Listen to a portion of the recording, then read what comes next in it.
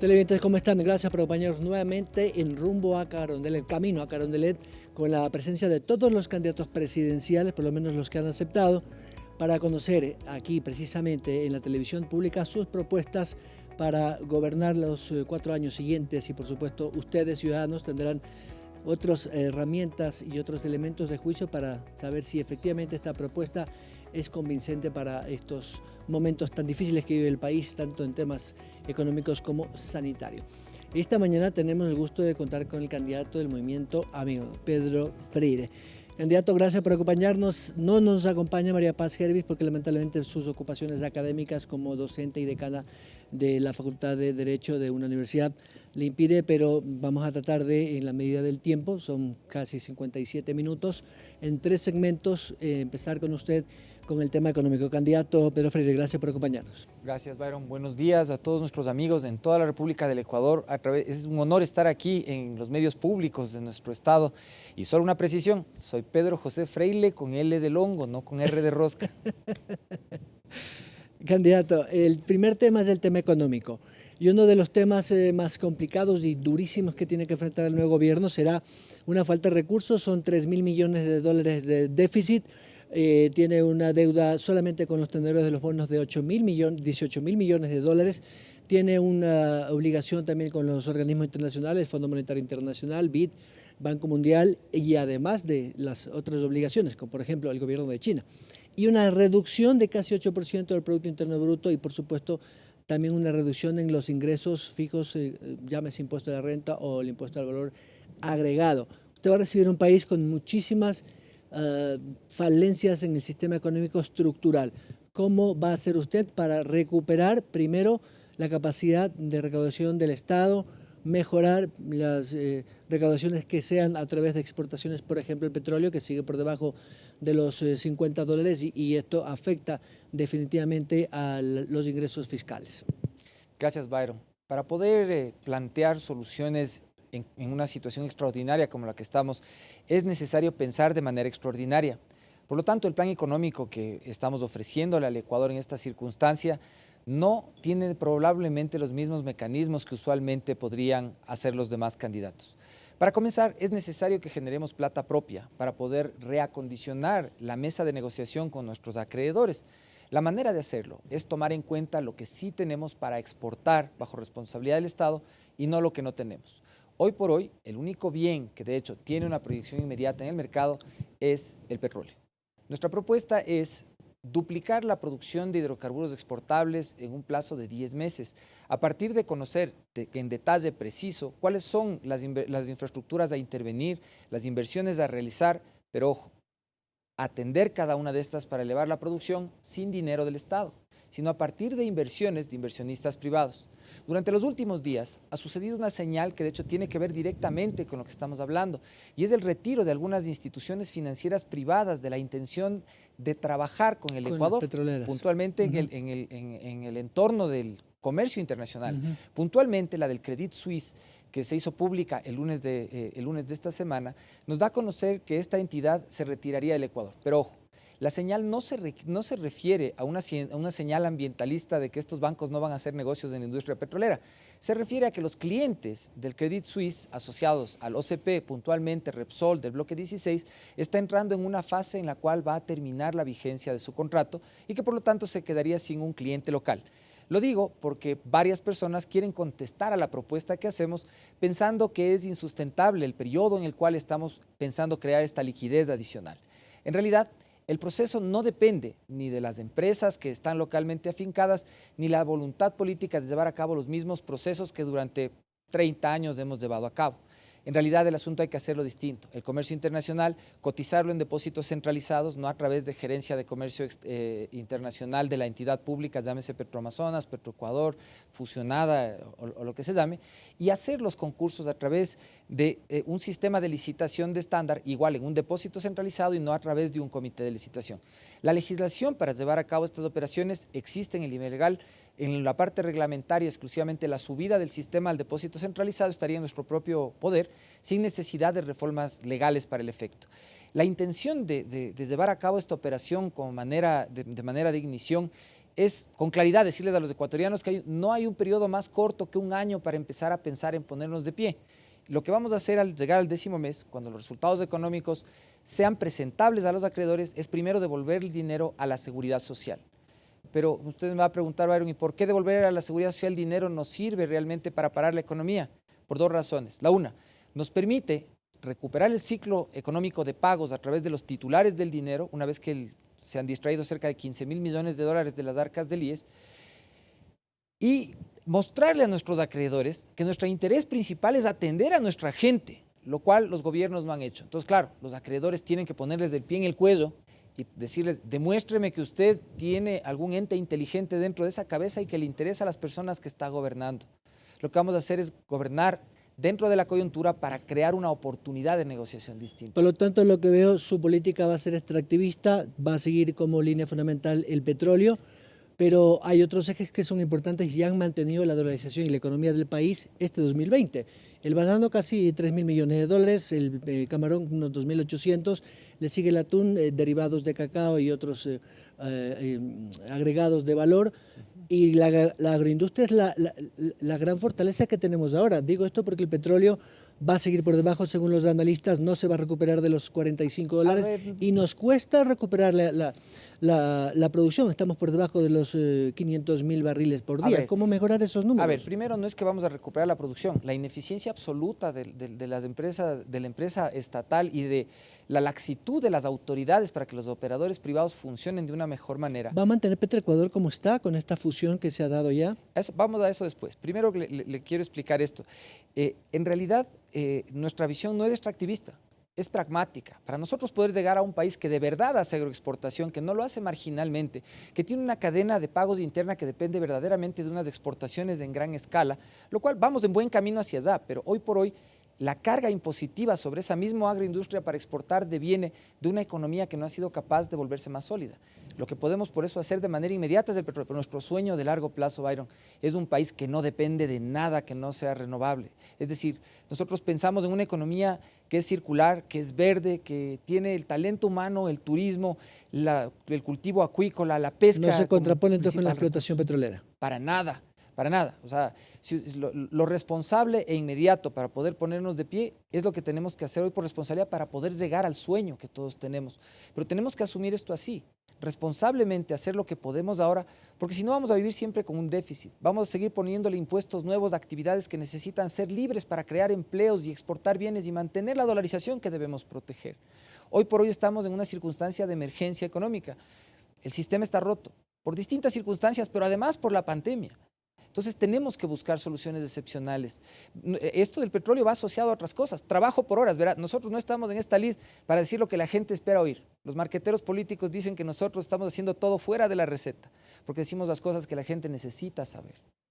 Hoy por hoy, las familias ecuatorianas necesitan trabajo por horas. La mayoría de familias del Ecuador han pasado hambre. Han tenido que abrir la despensa y encontrarse con que no hay que comer cualquier día, que la refrigeradora está vacía y que las deudas están encima, que los bancos nos cobran, que los chulqueros nos cobran y no tenemos dinero. Y la manera de atender esa economía va a ser formalizar el trabajo por horas. El trabajo de calidad, el trabajo soberano, el trabajo digno, como le queramos decir, que tienen menos de 2 en cada 10 ecuatorianos, no representa una posibilidad para recuperar la economía. Necesitamos que las familias, necesitamos que los ecuatorianos tengan oportunidad de trabajar, aunque sea 1 hora al día, y poder tener cobertura de la seguridad social para poder seguir su vida económica adelante. Necesitamos que vengan bancos extranjeros de mediano tamaño, asunto que sí consta de nuestro plan económico y que no consta de los otros planes de gobierno, a pesar de que nos complace mucho ver de que los otros candidatos han visto interés y lo repiten de una manera más o menos entonada.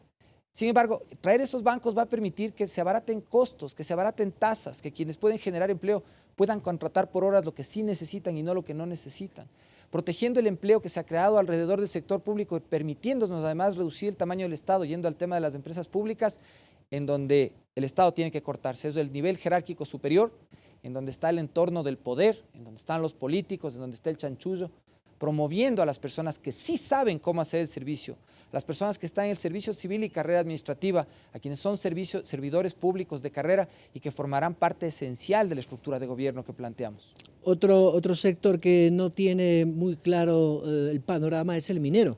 Hay 2 grandes proyectos de la gran industria minera transnacional. una de ellas es Fruta del Norte, todas en la zona amazónica en el sur. Pero usted también le apunta a la inversión minera extranjera. ¿Qué garantías le da usted si, por ejemplo, ahora estamos viendo que en Cuenca habrá una consulta popular que está, de alguna otra manera, un gobierno local tratando de legislar a través de una consulta popular la explotación minera o la actividad minera en una zona puntual de la SUAY, en Cuenca? Digo esto porque he escuchado, y la semana pasada estuvimos con la presidenta de la Cámara de la Minería, que les genera demasiada incertidumbre y por eso es que las grandes inversiones mineras no ven a Ecuador como un país de inversión. A ver, un saludo puntual para la presidenta de la Cámara, María Eulalia Silva, y con el perdón de la gestión que ella hace y que las empresas agremiadas alrededor de la Cámara de la Minería llevan adelante, tengo que ser muy crítico con la ineficiencia que han mostrado ellos como gremio para poder socializar de una manera correcta la relevancia que tiene la industria en el largo plazo para el Ecuador. La minería es importante para nuestra economía, no nos ayuda a generar los réditos que necesitamos en este instante y en la medida en que avance la técnica puede y no puede ser aplicada en determinados sitios en donde tenemos otros capitales más importantes que la minería eventualmente, como la protección de ciertas reservas naturales o patrimonios culturales que debemos proteger. Sin embargo, ellos se han dedicado a hacer el lobby en el entorno del poder, a tomar cócteles en Carondelet, a estar en cursos de autoindulgencia, en donde se dan premios por el manejo ambiental, mientras están desconectados de la realidad de las comunidades de impacto que deben ser los beneficiarios de una minería responsable.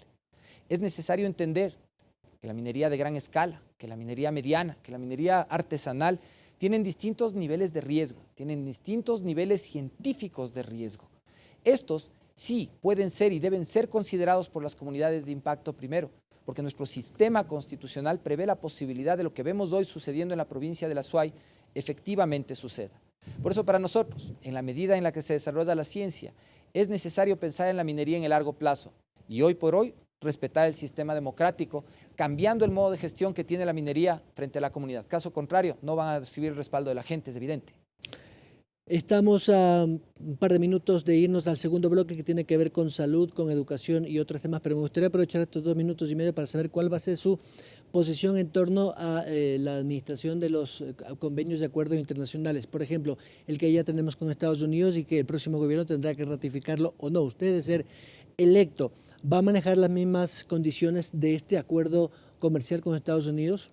Hasta donde he podido enterarme y podido leer, entiendo que estamos en camino de procesar un tratado con los Estados Unidos, pero estamos lejos de tener un verdadero tratado todavía.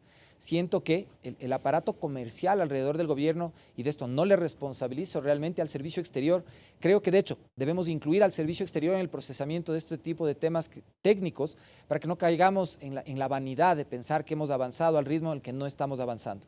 El tratado con los Estados Unidos de América apenas está empezando una fase de negociación relevante respecto de los asuntos que pueden atraer inversiones y provocar la exportación relevante de bienes y servicios ecuatorianos hacia los Estados Unidos.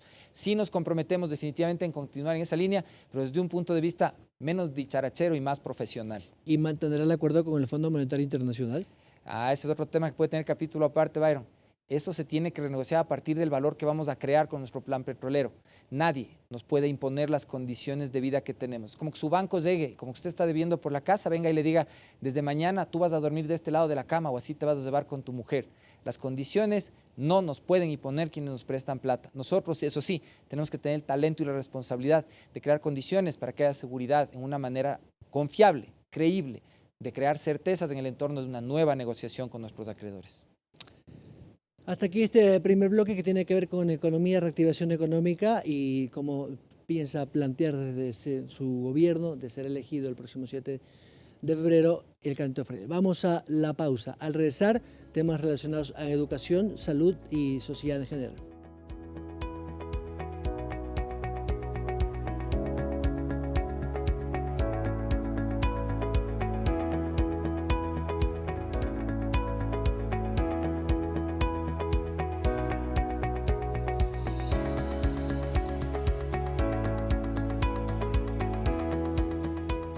Seguimos con el candidato Pedro Freire a propósito de su propuesta para convencer a los ecuatorianos de que voten por él este próximo 7 de febrero. Candidato, gracias. Ahora en esta segunda etapa quiero topar un tema que es sensible tanto como el de la economía, que es la salud. El ecuatoriano está más preocupado ahora de no contagiarse y de no morir. tenemos apenas menos del 10% del total de las vacunas que el gobierno había podido conseguir. Digo conseguir porque en el mercado internacional también las farmacéuticas que, vamos, están haciendo negocio de esto, están ubicando a sus clientes. Y Ecuador no es un gran cliente, por lo tanto no llegará seguramente hasta mayo unas 2 o 3 millones de vacunas como se ha previsto, porque la demanda internacional está siendo acaparada por las grandes potencias. ¿Usted tiene la capacidad como para gestionar que Ecuador reciba antes de final de año por lo menos unas 5 millones de vacunas? Nuestro plan, de hecho, es bastante distinto de eso. En realidad, lo que nosotros estamos planteando de nuevo es pensar afuera de la caja y generar valor agregado para lograr los efectos que necesitamos. Y esa es la inmunización de toda nuestra población. Esos no son 5 millones de vacunas, probablemente son 17 millones por 3, porque hoy por hoy ya se está hablando de que probablemente se necesite un tercer set de dosis para poder estar verdaderamente inmunizados. Lo que sea que esté haciendo el gobierno de la República del Ecuador, no quiero ni criticarlo, no voy a calificarlo de ninguna manera. Voy a asumir que algo están haciendo, así de simple. Pero la manera de lidiar con este asunto yo creo que debe ser estoica, Bayro.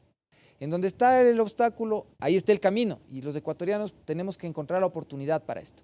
No es la oportunidad que le están queriendo dar a los amiguetes de algún funcionario para que venga y nos venda las vacunas. Eso es inmoral, eso es inaceptable, eso no debemos permitir que suceda. El gobierno central debe ser quien administra la crisis. Esto es como una guerra. No es que el día de mañana estamos en guerra y como el Byron es mi amigo, le voy a decir, vos ponte tu compañía de seguridad para que vayas a defender el CENEPA. No, pues esto es un asunto de las Fuerzas Armadas ecuatorianas, esto es un asunto del sector de salud público. Y la manera de atender el tema, desde nuestro punto de vista, es invitar a las farmacéuticas a instalarse ahí en el Aromo, donde está la refinería que no está, en donde hay, sí, facilidades para disposición de desechos químicos, sólidos y líquidos, además de un puerto internacional y un aeropuerto internacional con unas lindas carreteras que pueden cruzar todo el perfil de la costa del Ecuador, para que se instalen ahí, 0 impuestos durante 5 a 10 años, para que se fabrique y desde ahí se reparta la vacuna, primero y a cambio de inmunizarnos a los ecuatorianos. ¿Qué es lo peor que puede pasar? Ya me dijeron, no vas a cobrarles impuestos. Sí, pero van a pagar hoteles, van a comprar comida, van a usar el puerto, van a usar el aeropuerto, van a pagar peajes, van a emplear gente. Van a crear una industria que hoy no existe. No me importa que no paguen impuestos y van a inmunizarnos. Pero ¿sabe una cosa, Byron? Si nosotros no hacemos esto ahora, después de unos meses vamos a lamentarnos que los peruanos son más pilas que nosotros y que ellos sí lo hicieron y tomaron el riesgo de ir a través de su servicio diplomático a negociar con las empresas y no a través de los amiguetes de Carondelet a buscar comisiones para vendernos una cosa que el Estado tiene la obligación de darnos a los ecuatorianos gratuitamente.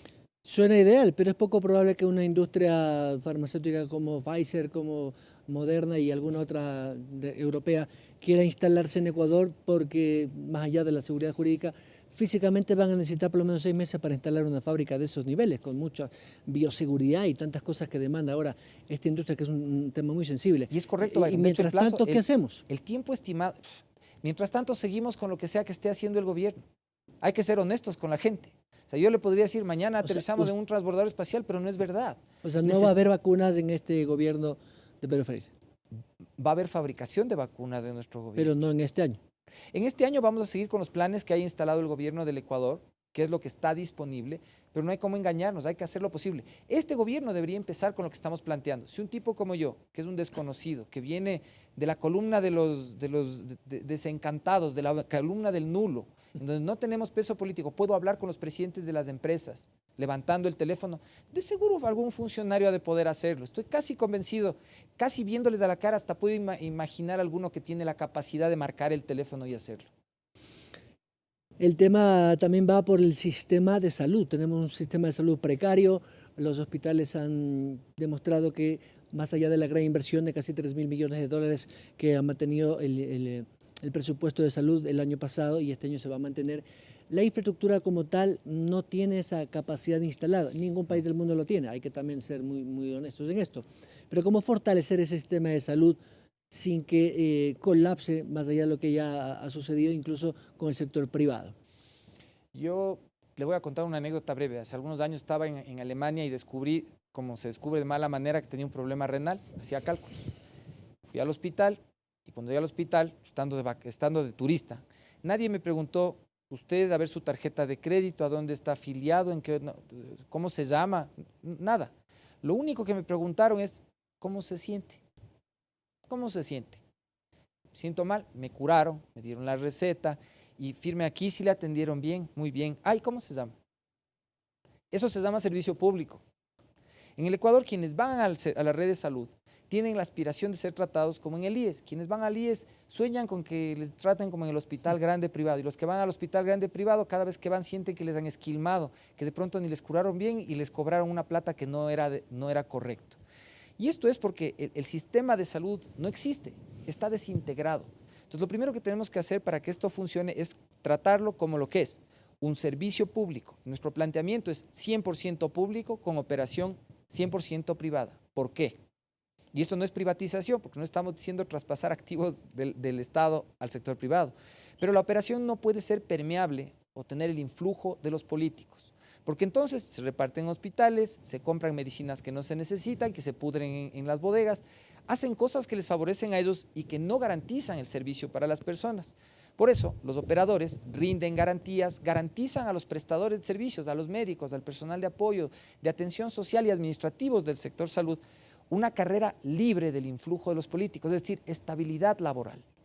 El sistema es hora de que cambie y tal vez si de las pocas lecciones que nos deja la pandemia, esta es una esencial, que los temas de la salud, la seguridad y la educación no pueden tener el influjo de los políticos. Cambiemos de tema en honor al tiempo. El sistema educativo colapsó en esta pandemia, en esta emergencia sanitaria, porque el 100% se hizo virtual a través de estas plataformas telemáticas, pero también descubrió una gran falencia, que no todo el sistema educativo, sobre todo el público, tiene acceso a Internet o dispone de aparatos, llámese computadoras o tablets, para que los chicos puedan acceder a esta teleeducación. Además, los maestros también tienen una brecha digital muy fuerte con los estudiantes. Esto va a seguir así, seguramente este 2021 todo el régimen educativo, cierre y costa, va a seguir en teleeducación. Más allá de los esfuerzos que ha hecho la Corporación Nacional de Telecomunicaciones, CNT, aún falta penetración, sobre todo en las zonas rurales y aquellas juntas parroquiales donde realmente es escaso, incluso geográficamente, llegar con Internet. La UNICEF y UNESCO el año pasado, juntamente con el gobierno, sacaron un informe de que casi 4 millones de estudiantes en el Ecuador podrían haber perdido el año, no en la parte académica, sino en el conocimiento. Su capacidad cognitiva ha sido menor, precisamente por estas limitaciones tecnológicas. ¿Cuál es esa propuesta para usted? Primero, entender que la Corporación Nacional de Telecomunicaciones ha sido abandonada por los políticos, exclusivamente por asuntos de corrupción que hacen que los fondos que corresponden a la conectividad universal derivados de los contratos de las operadoras de telefonía celular han recaudado fondos que yo puedo estar equivocado, Byron, pero según nuestras cuentas de número de abogado, digo yo, no de economista, deben estar por encima de los $1.000 millones, que es una cifra que podría alcanzar para darle conectividad física de Internet a más de 300.000 kilómetros cuadrados, más que a todo el territorio de la República del Ecuador. Y me da curiosidad, si esos contratos purgaron recursos para hacer esta infraestructura, dar este servicio, que es un derecho humano además, ¿por qué seguimos pagando minuto aire con el teléfono? ¿Qué pasó desde que se firmaron estos contratos? ¿Dónde están los funcionarios que tenían que asegurarse que ese dinero vaya a dar con esa conectividad? En noviembre vi que hubo algún amague de hacer algo por parte del gobierno. Yo digo, señal de vida es bueno, señal de vida es bueno. Pero todavía no está ahí el Internet. Yo me acuerdo un caso que conocí alrededor de mayo, de una familia donde papá y mamá eran educadores. 3 guaguas, un celular y una laptop de este porte. ¿Cómo pueden trabajar? ¿Cómo pueden estudiar? La brecha digital es, en el mediano plazo, algo más relevante y peligroso para una sociedad como la nuestra que la pobreza, que la explotación. Porque en un mundo que camina hacia la inteligencia artificial, no tener acceso es ser irrelevante. Y ser irrelevante en el mundo es dejar de vender y caer en algo peor que la pobreza. Es desaparecer. Los pandemials, como yo les digo a los jóvenes de este tiempo, que saben más que usted y que yo, de pronto no han salido en este tiempo de su casa, pero se han dado la vuelta al mundo varias veces. Tienen más información que las que hubiera tenido el Jorge Salvador Lara en la cabeza. No han salido pero tienen eso y quieren salir, y quieren ser productivos y quieren independizarse pronto. Están lejos de hacerlo si no les damos conectividad. ¿Cómo lo va a hacer? Reformar el sistema educativo para que los jóvenes puedan tener acceso a habilidades técnicas.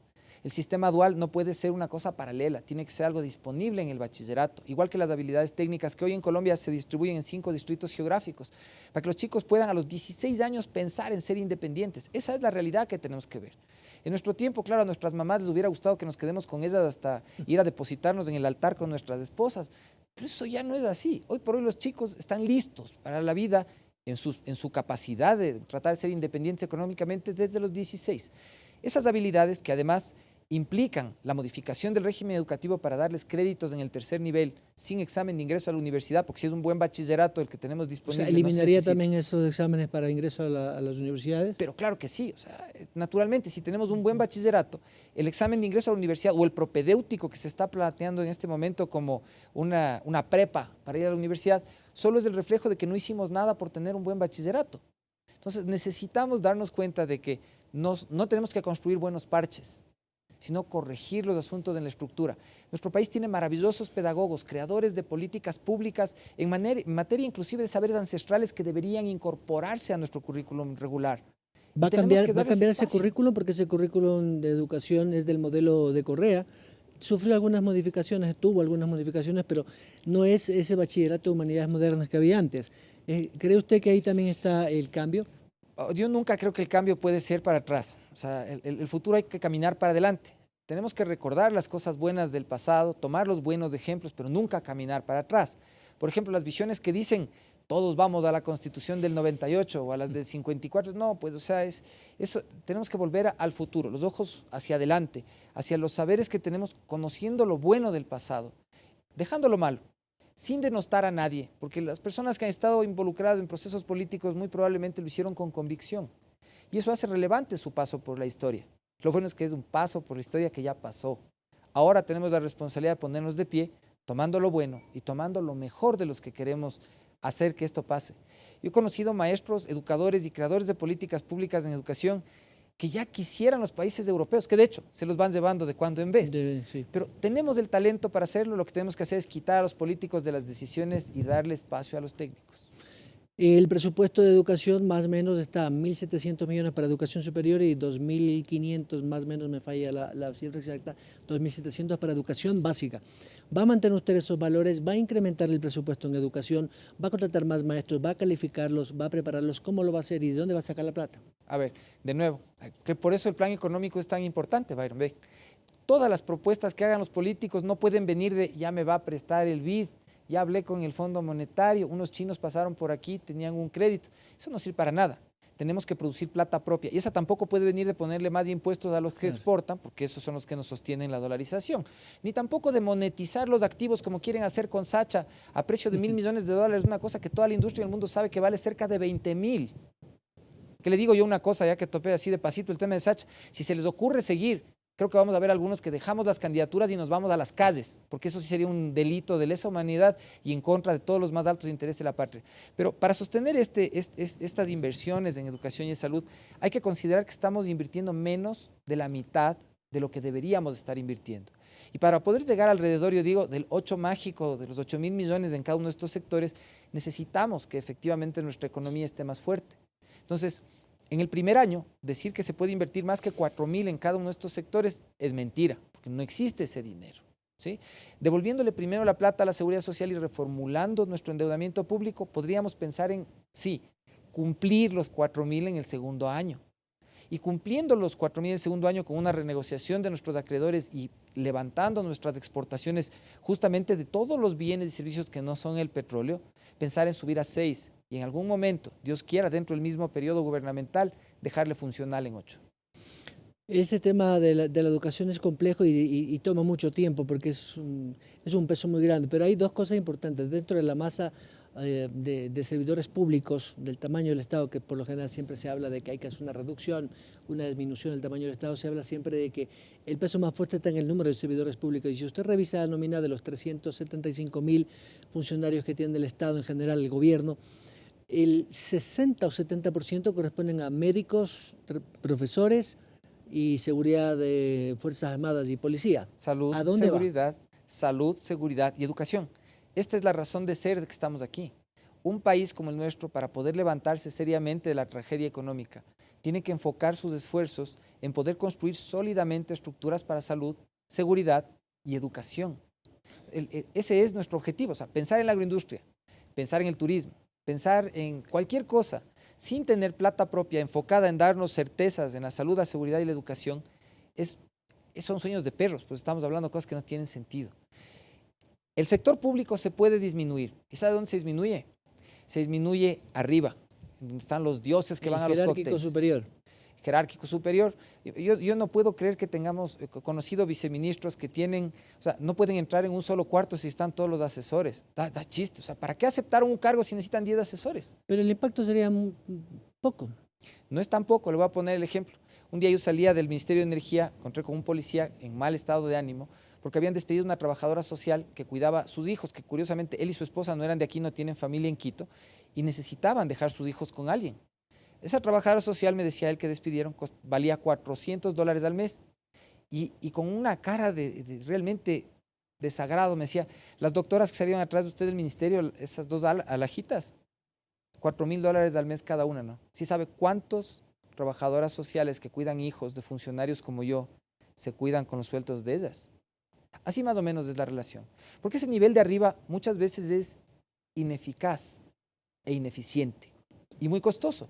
No es lo mismo en un sector específico en donde se cumplen funciones técnicas que no son comparables. Las funciones de especialización pueden remunerarse mejor, pero hay mucha gente que está en esos niveles grises, que sirven solo para diluir la responsabilidad, que realmente no deberían estar ahí. Hay otras que en empresas públicas, trasladadas por ejemplo a un sistema de concesiones privadas, pueden simplemente tener otro patrono.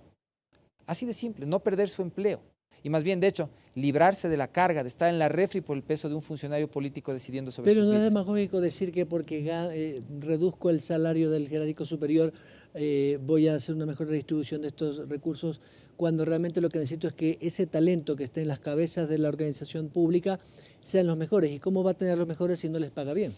No, es que hay que tener los mejores, pero no pueden ser tantos mejores. O sea, hoy por hoy, Del sector privado pues, usted puede sacar gente brillante, pero no van a ir en por, el sector público hay pero gente no van a ir brillante. por menos de, no sé, menos de $5,000, digo yo. No, es un tema un poco también Hoy día complicado en el de sector definirlo, público, ¿no? hoy día en el sector público, veas, mi día a día tratar con empresas que les va bien.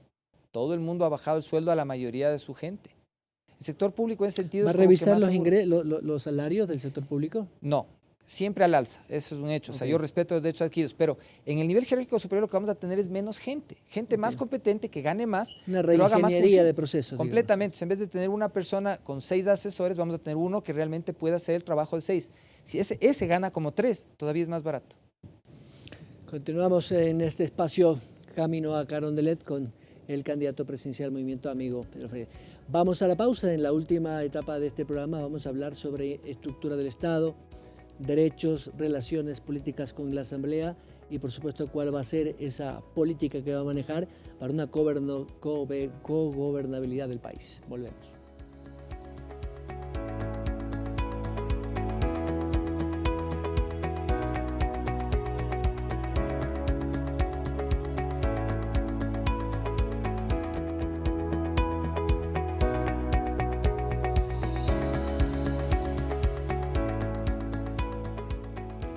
Camino a Carondelet con el candidato presidencial Pedro Freire a propósito de su propuesta para convencer a los votantes este próximo 7 de febrero.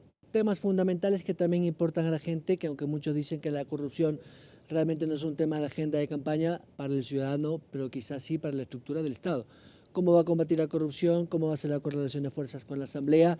¿Cómo va a ser esta estructura del Estado si plantea dentro de su propuesta una reforma quizás como por ejemplo la eliminación de este quinto poder del Estado, que muchos candidatos lo han dicho como parte de esta agenda de gobierno, entre otros temas?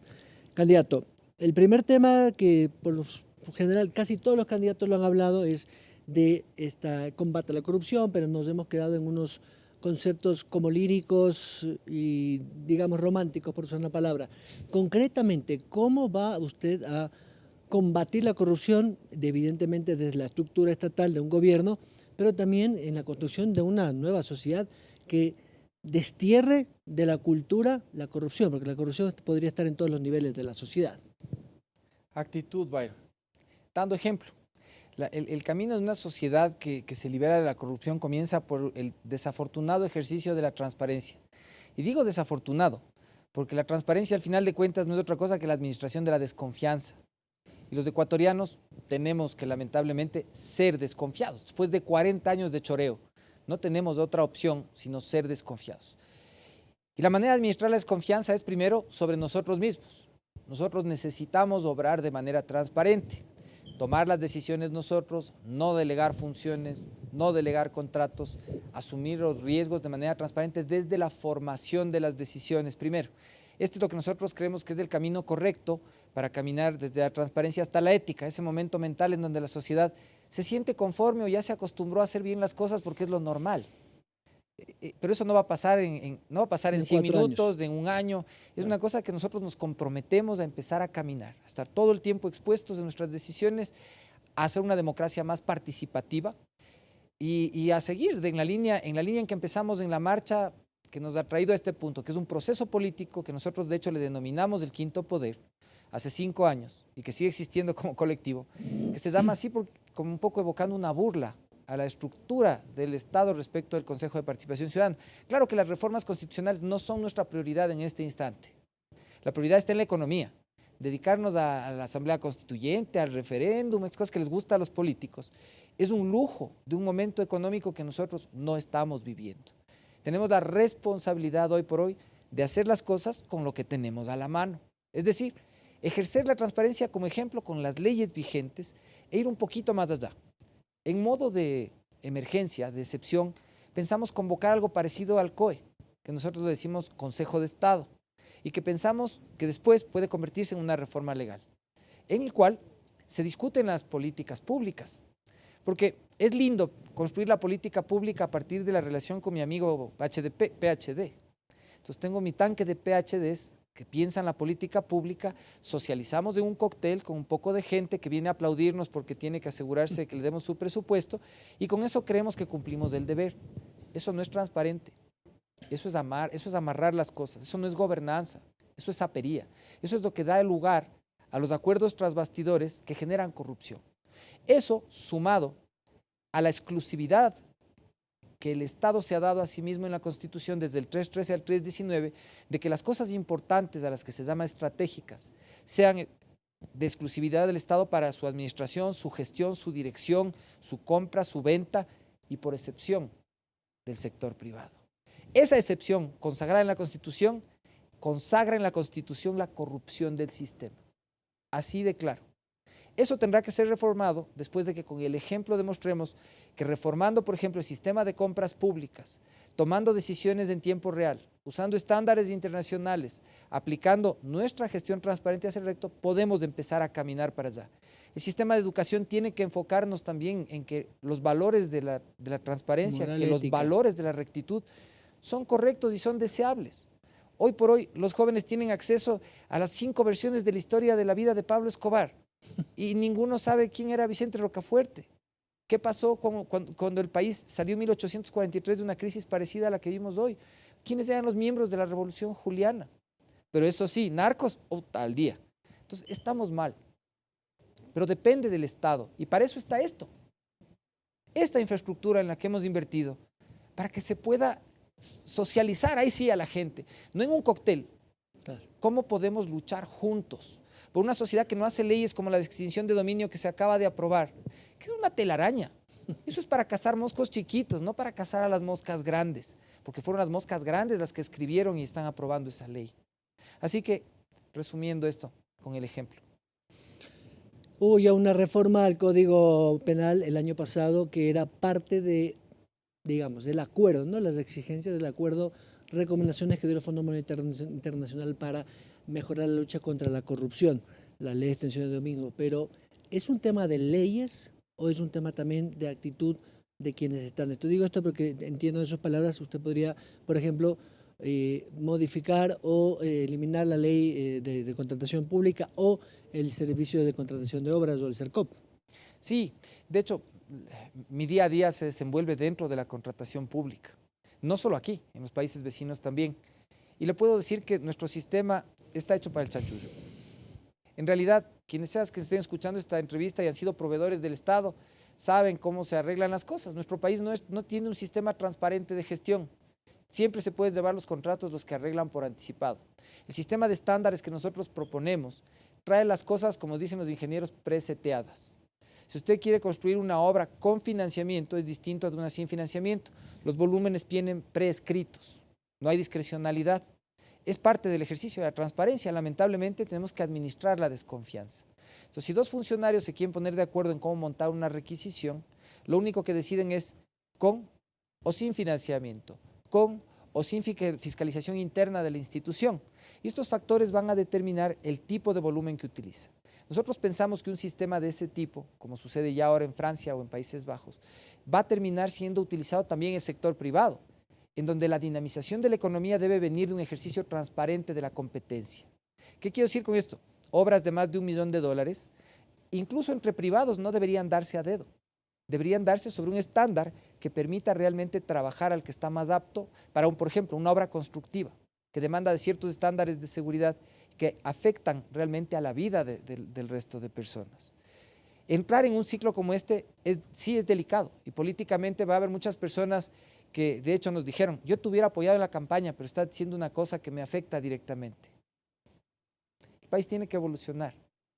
El país necesita hacer las cosas por la mayoría, no por la conveniencia. Entonces sería una especie de ente regulador. ¿Quién va a observar o quién será el juez, digámoslo así, que vele que estos contratos, que estas relaciones entre privado y público se mantengan con la transparencia? ¿Y bajo qué figuras? Porque la emergencia demanda emergencia y contrataciones directas o lo que se denomina pues con la Procuraduría General del Estado. De hecho, lo que conocemos hoy como Secretaría el CERCOP, que tenía sus funciones dentro de la ley así, en realidad está atendiendo funciones que por consulta y estructuración jurídica en los países civilizados le corresponde a la Procuraduría del Estado. ¿Por qué? Porque es el abogado del Estado, ¿no es cierto? Cuando uno dice, quiero que me dé haciendo el contrato, ¿a dónde me voy? Al abogado del Estado.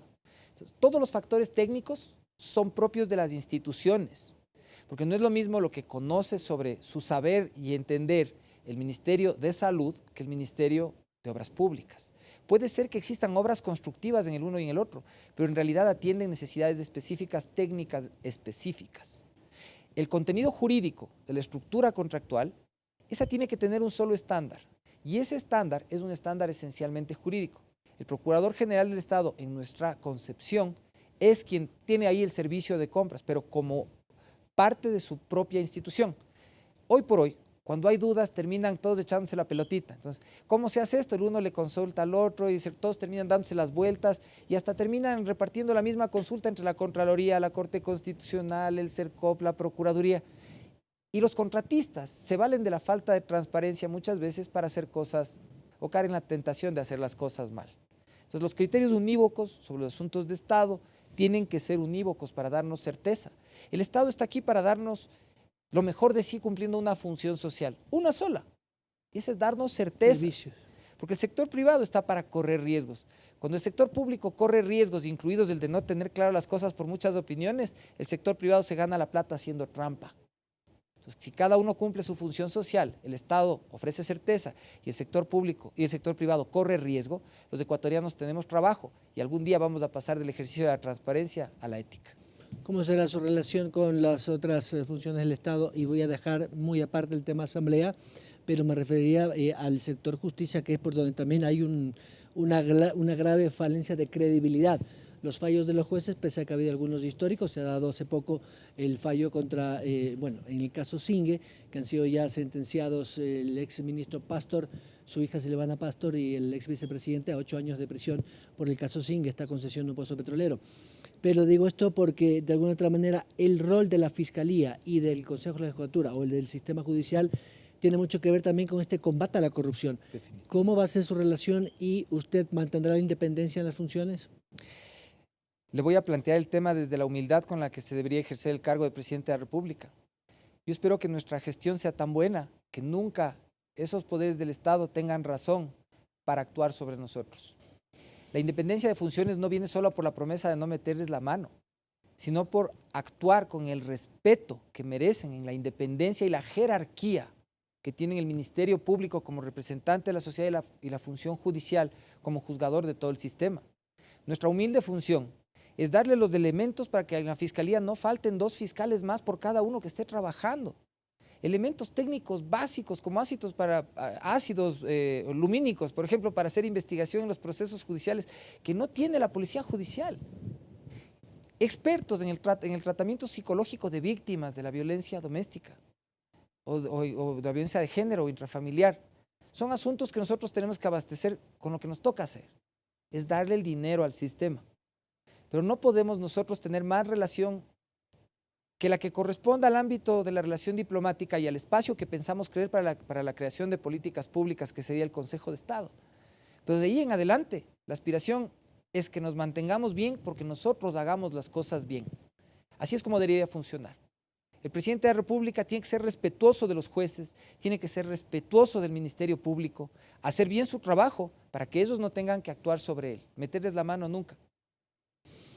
Dejo aparte y quería tomar este tema de la correlación de fuerzas en la Asamblea Nacional porque usted va a tener que colegislar o cogobernar con una Asamblea en contra, porque con la dispersión de fuerzas que va a haber en esta Asamblea, lo dicen algunas predicciones de elecciones, no va a haber realmente grupos muy fuertes, sino varios grupos que podrían de alguna otra manera, no sé si la palabra sea la adecuada, negociar con el gobierno central. Y si usted quiere hacer cambios, no va a tener esa posibilidad de maniobra. Usted va a llegar a acuerdos parlamentarios, acuerdos legislativos a largo plazo, consensos mínimos, o va a entregar parte de su administración para lograr algún apoyo en la Asamblea. Mira, Byron, mi abuelita solía decir que cuando uno está al ajito, todos quieren salir en la foto con uno. Yo creo que nosotros, en términos políticos, primero tenemos que trabajar en el plan económico. Y de hecho, está concebido para no requerir de reformas legales en lo sustancial. Una vez que a los 10 meses sea evidente que lo que estamos haciendo es crear condiciones económicas diferentes, ahí vamos a hablar con las fuerzas políticas, con la esperanza de que todos tienen, además de malos políticos, buenos técnicos. Y vamos a convocarles a salir en la foto también, porque vamos a ir a un momento que no va a ser de bonanza, pero que va a ser de evidente reconstrucción. Y necesitamos estar unidos todos para que suceda. Yo creo que, apelando al sentido común, vamos a poder convocarles para que participen de este proceso, sin transar, porque el plan no es negociable. Nuestro plan de gobierno tiene una cronología, una secuencia de eventos para suceder. Si no se puede implementar de manera debida, es más, sería mejor provocar la muerte cruzada oportunamente, hacer las reformas, hacer funcionar y jubilarnos nosotros de la política. Así de simple. Pero el plan es más importante que nosotros en todo contexto. Y es así como creemos que la política debería ser entendida. Las personas somos pasajeras, la nación es permanente. Y la nación tiene que construirse a partir de algo que sea supérstite a nosotros. El día de mañana yo me muero de coronavirus. Usted y yo pues, estamos absolutamente efímeros, hoy más que nunca. Pero si queremos servir a la nación, el plan es lo que importa. Y si la asamblea se suma, sale en la foto. Y si no se suma, se va a la casa. Le decía esto porque hay leyes fundamentales que tienen que ser tratadas de manera urgente. Una de ellas, por ejemplo, la reforma o la creación de un nuevo código laboral. Nuestro tiene casi 80 años, un poco más de 80 años. Y para generar empleo, los empleadores, valga la redundancia, o los empresarios quienes se arriesgan necesitan ciertas seguridades, como por ejemplo, no esta rigidez laboral, respetando los derechos laborales y por supuesto no a la explotación laboral ni estos derechos que han sido irrenunciables. Va a tener que legislar a través de un proyecto que la Asamblea le apruebe o no, porque por decreto no lo va a poder hacer. ¿Cómo va a impulsar, por ejemplo, esta reforma que es fundamental y que debe ser inmediata? De nuevo, esto es un asunto de cronología. O sea, mientras nosotros avanzamos con la contratación petrolera, abrimos las fronteras del país a los bancos intermedios e internacionales para que vengan a competir con las grandes familias banqueras del Ecuador y nos permitan tener tasas y servicios racionales como en un país decente. Nosotros vamos a poner bajo fórmula de excepción, de hecho, en una emergencia económica, a disposición de los ecuatorianos la contratación por horas. A nuestro gusto, la palabra flexibilización solo denota el miedo que los líderes sindicales, gremiales, empresariales, les tienen a los líderes sindicales trabajadores, que de hecho hoy representan a una porción diminuta de la sociedad. Nosotros vamos a invitarles a los que no tienen trabajo a hacer los sindicatos de los que vamos a trabajar por horas. Creo que vamos a terminar siendo de pronto más. Entonces, en la primera fase, para que se pueda poner a funcionar mañana el sistema, vamos a entrar en una emergencia económica. Pero después de unos meses, cuando haya gente sumada al sistema, empresas beneficiándose legalmente de poder contratar y trabajadores de poder estar afiliados, entonces vamos a invitar a hacer reformas legales. Entonces, sobre los resultados, porque esos tranzas hechas sobre las expectativas pueden terminar mal, es mejor tener resultados. ¿Cree usted que el tiempo le alcance? Digo, estos primeros 6 meses, porque de ser electo usted a partir de mayo tendrá realmente que comenzar a gobernar desde junio. La Y en declaración 6 meses, ¿cómo usted va a manejar esta emergencia? La declaración de emergencia se demora 24 horas. Va a decretar, entonces va a manejarse con decretos El empleo de es emergencia. al comienzo, claro. O sea, Okay. en este país se han hecho emergencias para hacer chanchullos. Hoy vamos a hacer emergencia económica para servir a la gente, Para la contratación de nuevos empleos en el sector privado. para contratar personas por horas en el sector privado. Claro, en el sector público esto no funciona No, igual, por supuesto. pero es para el sector privado en donde se pueden crear empleos. Candidato, estamos a poquísimos minutos de terminar. Le quiero agradecer su presencia, pero quiero aprovechar estos últimos 3 minutos que me quedan para que usted le diga a los votantes, a los televidentes que ahora están en la televisión pública, por qué votar por Pedro Freire. Amigos, al igual que la mayoría de los que escuchan este mensaje, vengo de la columna en donde estamos la mayoría de las personas desencantadas de que los políticos no han sido capaces de hacer algo útil para nosotros. Sí, tenemos que pensar en usar la transparencia para caminar a la ética. Y sobre todo, tenemos que levantar el ánimo, porque esos días en los que no tuvimos qué comer, los días que no tuvimos cómo trabajar pueden pasar si apoyamos por encima de un candidato un proceso político, un proceso ciudadano que lo que busca es lograr la independencia de cada uno de nosotros, el empoderamiento de cada uno de los jóvenes, de esos pandemials que hoy tienen que decidir hacer frente y hacerse cargo de este país. A ti, pandemial, que me escuchas, a ti, amigo, te pido que me des la oportunidad de ser tu presidente, porque soy como tú. No estoy aquí para hacer una carrera política, sino poner en funcionamiento nuestro plan de largo plazo, ser nación. Gracias al candidato Pedro Freire del Movimiento Amigo a propósito de su propuesta para convencer a los millones de electores este próximo 7 de febrero para que los cojan como la mejor opción para guiar a este país en esta difícil situación los próximos 4 años. Esto es Camino a Carondelet. Los esperamos el próximo viernes a las 8 de la mañana.